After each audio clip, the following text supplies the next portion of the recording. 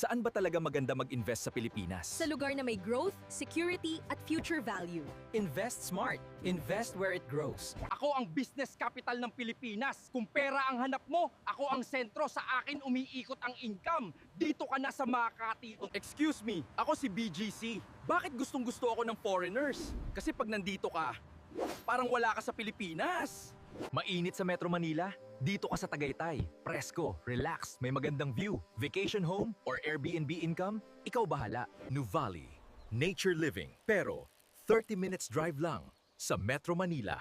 Balance. Golf course? Check. Beach? Check. Exclusivity? Double check. Hindi lang bahay or condominium, lifestyle. Tara na sa Anvaya Cove, Bataan.